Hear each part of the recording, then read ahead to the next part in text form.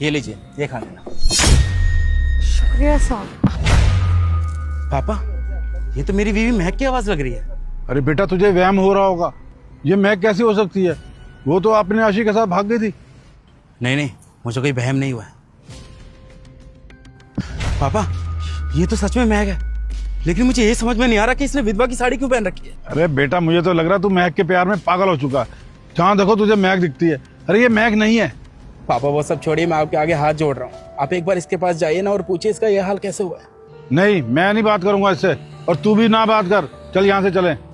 कोई बात नहीं पापा, अगर आप मेरी मदद नहीं करेंगे ना तो मैं खुद ही जाके पूछ लूंगा इसका ये हाल कैसे हुआ है। सुनिए, मैंने आज से पहले आपको यहाँ नहीं देखा। आप क्या घरवर नहीं है क्या आपका? नहीं साहब, मेरा कोई घर नहीं है। अगर मेरा घर होता तो मैं यूँ सड़क पर थोड़ी सो रही होती। अरे घरवर तो होगा, ये कैसी बात कर रही हो आप? और मुझे लगता है कि आप शादीशुदा है। मतलब आपके पति को क्या हुआ है जो आपने ये विधवा की साड़ी पहन रखी है? जी साहब, पहले हमारा भी एक घर था, लेकिन फिर वहाँ से हमें धक्के मारकर बाहर निकाल दिया गया। पहले था मतलब समझ में नहीं आया मुझे। मेरे ससुर जी और मेरे देवर ने मुझे घर से बाहर निकाला था। क्या मैं पूछ सकता हूँ कि तुम्हारे ससुर और तुम्हारे देवर ने तुम्हें घर से क्यों निकाला? साहब, दरअसल हमारे पति बिजनेस मीटिंग से बाहर गए थे और आते हुए उनकी फ़्लाइट क्रैश कर गई और उसी में वो चल बसे। जैसे ये बात मेरे ससुर जी और देवर को पता चली तो उन्होंने मुझे ताने देने शुरू कर दिए। मैं मनहूस हूँ, मेरी वजह से उनके साथ ये सब हुआ। ना जाने कितना भला बुरा बोला उन्होंने मुझे। गुस्से गुस्से में उन्होंने मुझे घर से धक्के मारकर बाहर निकाल दिया। एक बार भी ये नहीं सोचा कि मैं अकेली औरत कहाँ जाऊँगी। तब से मैं यूँ ही रास्तों पर भटक रही हूँ, क्योंकि मेरा साथ देने वाले मेरे पति भी मेरे साथ नहीं थे। मैं तो अपने घर भी वापस नहीं जा सकती थी, भागकर शादी जो की थी, तो इसीलिए कोई रास्ता नहीं बचा था मेरे पास, तो यूँ ही रास्तों पर भटकना पड़ा मुझे। क्या मैं पूछ सकता हूँ, मतलब आई एम सॉरी, जो तुम्हारे पति थे जिनकी डेथ हो गई, उनका नाम क्या था? धर्मेंद्र शर्मा। तुम्हारे ससुर और तुम्हारे देवर ने तुमसे ये बोला कि तुम्हारे पति का एक्सीडेंट हो गया और वो इस दुनिया में नहीं है। अब तुम्हें और भटकने की जरूरत नहीं है। महक, तुम्हारा पति जिंदा है।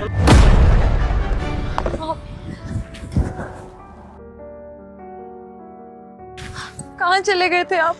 मैं आपके बिना बहुत अकेली हो गई थी। मुझे समझ में नहीं आ रहा था मैं क्या करूं। यहाँ वहाँ पागलों की तरह भटकती रही, मुझे कहीं भी रहने की जगह नहीं मिली। तब से मैं यूं ही यहाँ पर भटक रही हूँ। पापा जी ने मुझसे कहा था कि आपकी फ्लाइट क्रैश हो गई और आप इस दुनिया में नहीं रहे, और इन्होंने गुस्से में मुझे घर से बाहर निकाल दिया। मेरे बारे में एक बार भी नहीं सोचा कि मैं कहाँ पर जाऊंगी, एक बार भी नहीं सोचा कि मैं कहाँ जाऊंगी। धर्मेंद्र, आप प्लीज मुझे कहीं छोड़कर मत जाना, मैं आपके बिना नहीं रह पाऊंगी। महक, तुम चिंता मत करो, मैं तुम्हें छोड़ के कहीं नहीं जाऊंगा। पर एक मिनट रुको, जिसने तुम्हारा ये हाल किया है उससे तो बात कर लूं मैं। पापा, क्या चल रहा है ये सब? हाँ, आपने तो मुझे ये बताया था कि महक किसी और से प्यार करती है। क्या चल रहा है ये सब? हाँ, आपने तो मुझे बोला था कि महक किसी और से प्यार करती है और उसके साथ भाग गई। जब मैं दुबई से वापस आया था यही कहानी बताई थी ना आपने। इसी वजह से आपने मुझे ढूंढने भी नहीं दिया ऐसे। पर ये सब चल क्या रहा है? आपने इसे बोला कि मैं ही मर गया। आपने अपनी औलाद को जीते जी मार दिया क्या? क्या मैं जान सकता हूँ कि इतने पत्थर दिल कैसे हो गए आप? अरे कौन माँ बाप हैं, कौन माँ बाप ऐसे जो जीते जी अपने बच्चों को मार देते हैं? अरे बताइए ना, इतने पत्थर दिल कैसे हो गए आप? कुछ पूछ रहा हूँ, बोलते क्यों नहीं? हाँ, मैंने ये सब कुछ किया। मैं तो तुझे पहले ही कह रहा था ये लड़की मुझे पसंद नहीं है, तू इससे शादी ना कर। फिर भी तूने मेरी मर्जी के खिलाफ शादी कर ली।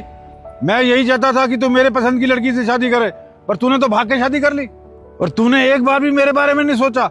सोसाइटी में लोग मेरे बारे में क्या क्या बातें करते हैं। अरे मुझ पे थू थू करते हैं, ताने देते हैं।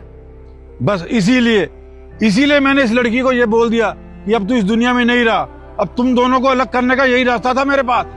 और मैंने तुझे भी बोल दिया कि तेरे बिजनेस ट्रिप पे जाने के बाद वो लड़की अपने आशिक के साथ भाग गई। अरे शर्म आनी चाहिए पापा आपको। आपने अपने अहंकार के चक्कर में अपने बेटे का ही घर बर्बाद कर दिया। हाँ, मुझसे बोल रहे थे आप कि महक किसी और के साथ भाग गई, और महक को झूठी कहानी बताई कि मेरा एक्सीडेंट हो गया, मैं मर गया हूँ। अरे मुझे तो शर्म आ रही है आपको बाप बोलते हुए भी। भला एक बाप जीते जी अपने बेटे को कैसे मार सकता है? अरे एक बार देखिए इसकी तरफ, क्या हाल हो गया है इसका। भिखारियों की तरह पड़ी हुई है रोड पे विधवा साड़ी पहन के। इसको तो ये तक नहीं पता कि इसका पति जिंदा है या फिर मर गया है। विधवा की साड़ी पहन रखी है इसने दूसरी शादी तक नहीं करी। इसे साफ जाहिर होता है पापा कि मुझसे कितना प्यार करती है। इसके दिल में किसी और के लिए जगह भी नहीं है। और आपने इसकी जिंदगी ही बर्बाद कर दी।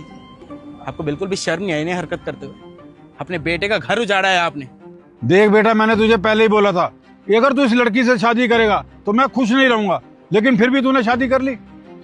फिर मैंने यही प्लान बनाया। मैंने इसे बताया कि तेरा प्लेन क्रैश हो गया है और तेरी उसमें डेथ हो गई है, और उसके बाद तो इसका हमारे घर में रहने का कोई मतलब ही नहीं था। फिर तेरे छोटे भाई और मैंने मिलकर इसे धक्के मार के घर से बाहर भगा दिया। बस बहुत हुआ पापा, जितना बोलना था आपने बोल लिया। अब आप नहीं, मैं बोलूंगा और आप सुनेंगे। अगर ये आपके घर की बहू बनती है तो आपका स्टेटस इससे गिरता है ना, तो मैंने भी फैसला ले लिया है। अब मैं आपके साथ आपके घर में नहीं रहूंगा, क्योंकि मेरी वाइफ मुझे वापस मिल गई है। एक बार तो मैं इसे खो चुका हूं, लेकिन अब दोबारा नहीं खोना चाहता। फैसला ले लिया है मैंने। आज से आपके 2 बेटे नहीं, समझ लीजिए सिर्फ एक ही बेटा है, आपका छोटा बेटा। फैसला ले लिया है मैंने। आपके साथ नहीं रहूंगा मैं, अपनी बीवी के साथ रहूंगा। क्योंकि जीते जी तो आपने अपने बेटे को मार ही दिया था ना। अब ये समझ लीजिएगा कि सच में आपका बेटा आपके लिए मर चुका है। और अब अपने छोटे बेटे की शादी ना अपने मन पसंदीदा और अपने छोटे बेटे की लड़की और अब अपने छोटे बेटे की शादी ना अपनी मनपसंद की लड़की से कराना, अच्छे घर की लड़की से कराना, जिसके साथ शादी कराने के बाद आपका स्टेटस मेंटेन रहे। क्योंकि रेना, चलो मैं